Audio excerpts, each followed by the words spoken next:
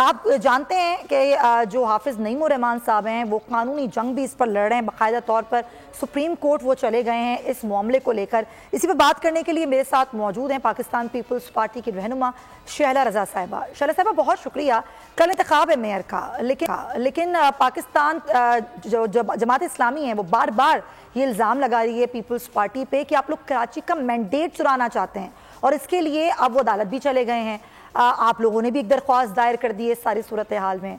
आप लोगों का क्या इस पर मौक़िफ़ है? देखिए, बात यह है कि पीपल्स पार्टी का भी मैंडेट वाज़ेह है, उनका भी है।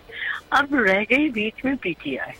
तो अब पीटीआई जो है वो किसको वोट देती है, ये पीटीआई का अपना मामला है। हम उनको जितवाने के लिए खुद उनके वोट तो नहीं डलवा सकते ना पीटीआई को। पीटीआई अपना क्या फैसला करती है, उनके चेयरमैन वाइस चेयरमैन क्या फैसला करते, ये उनका मसला है। तो मुझे समझ में नहीं आ रहा कि किस बात का रोना पीटना। लेकिन शहला साहबा, वो इल्जाम लगा रहे हैं कि आप उनके लोगों को, यहाँ ना सिर्फ जो पीटीआई के लोग हैं वो गिरफ्तारी इसलिए किए जा रहे हैं कि बाद में उनका वोट आपको डले, यानी कि पीपल्स पार्टी को डले, और बाकायदा तौर पर तैयार किया जा रहा है। कई वीडियोज भी शेयर किए हैं हाफिज नईमुर-रहमान साहब ने।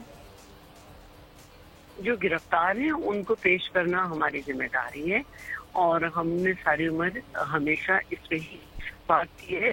तौर पे गायब है ये उसकी जिम्मेदारी है, लेकिन अगर जो गिरफ्तार हैं वो गवर्नमेंट उनको जरूर प्रोड्यूस करेगी। यानी कि आप इस इल्ज़ाम को अक्सर मुस्तरद करते हैं कि ये इल्ज़ाम आप पर लगाया जा रहा है कि अपनी तरफ कर रहे हैं आप पीटीआई के लोगों को, ऐसा कुछ भी नहीं है। देखिए, हमने कभी ऐसे नहीं किया। माजी में रिकॉर्ड ये जमात इस्लामी का है। जब अब्दुल सत्तार अफगानी जो थे वो जीते थे तो हमारे 3 मेंबर ज्यादा थे। तो खानम गौहर एजाज, अब्दुल खालिक अल्लाहवाला और खालिक जुमा, इनको गिरफ्तार कर लिया गया था, इनको थाने में बिठा दिया गया था और इनको वोट डालने नहीं दिया था। इस तरह अब्दुल सत्तार अफगानी मेयर बनते थे, लेकिन हम ऐसा कुछ नहीं कर रहे।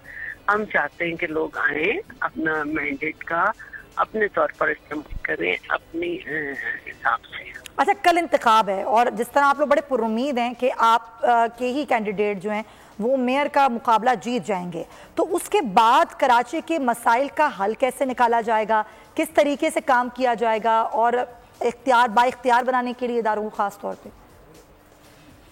देखिए, मैं एक बात कहना चाहती हूँ।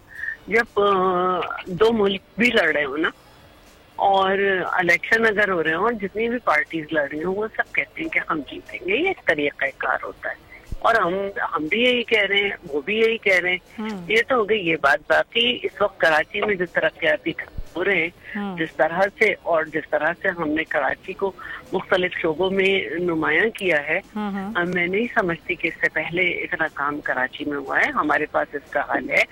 गवर्नमेंट ऑफ पाकिस्तान $2 बिलियन के लिए IMF के पास खड़ी है और इतनी मुश्किल हालात हैं, आप देख रहे हैं कि वो किसी तरह मुतमईन नहीं हो रहे। लेकिन हमने में हमारे पास फ्लड आया और हमने देखा कि इतनी तबाही हुई, 21 लाख घर लोगों के तबाह हो गए। अल्हम्दुलिल्लाह हमें वर्ल्ड बैंक, एशियन बैंक में $2 बिलियन दिए और हम उसके लिए भी काम कर रहे हैं। उससे पहले हमने बहुत अच्छा जो है कोविड में काम किया और कराची के भी रोड इंफ्रास्ट्रक्चर पे जिस तरह से काम हो रहा है, जिस तरह से वर्ल्ड बैंक ने हमें जो है कराची के लिए $803 अरब आज से। ठीक है, बहुत शुक्रिया आपका शहला रजा साहब हमारे साथ। अगर आपको ये वीडियो पसंद आई है तो सब्सक्राइब करें और बेल आइकन पर क्लिक करें।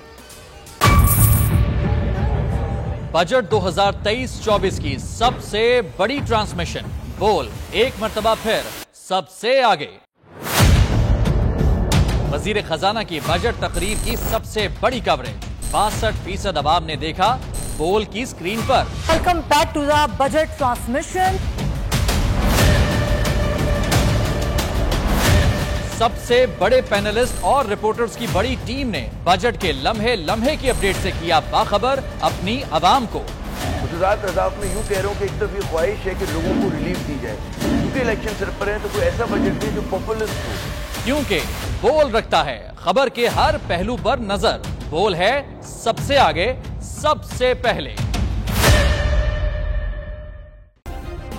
सब्सक्राइब करें और बेल दबाएं ताकि कोई खबर रह न जाए।